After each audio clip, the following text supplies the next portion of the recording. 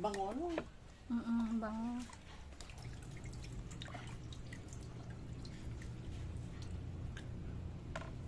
Hello mga mamis! Meron na naman akong isi-share sa inyo na negosyong patok sa maliit na puhunan under 250 pesos only. Tara, i-unbox muna natin. So, eto pala ang Siksik DIY at alam nyo naman na mahilig akong gumawa ng DIY dishwashing liquid. Dahil dito nga ako nakakatipid. So, sa isang timpla, ilang buwan ko na siyang ginagamit, pang personal at pang vlog. Pero itong latest na natuklasan ko ay one component lang, unlike sa iba na sobrang daming hinahalo. Eto, just add water din mix, tapos agad, sobrang daling timplahin. So mga mamis, maglalagay lang ako dito ng 14 liters of water. Tapos 1 pack ng premium quality or yung malapot na Siksik DIY. Imimix lang natin kagaya nito. Sobrang dali lang niyang imix mga mamis.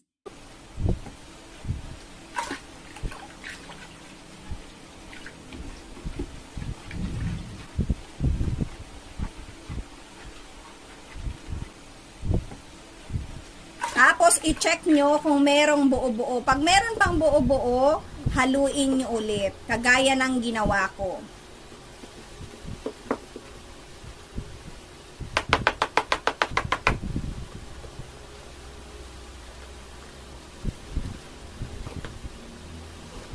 After mixing ng maayos, takpan at babalikan natin to after 24 hours.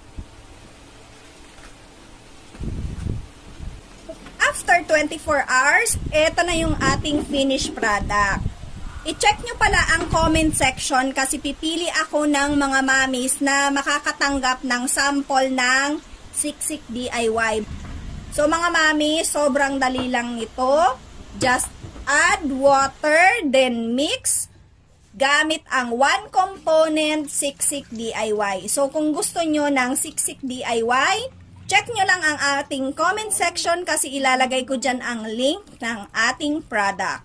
At sana meron na naman ko yung idea kung paano makatipid. Thank you for watching. Enjoy!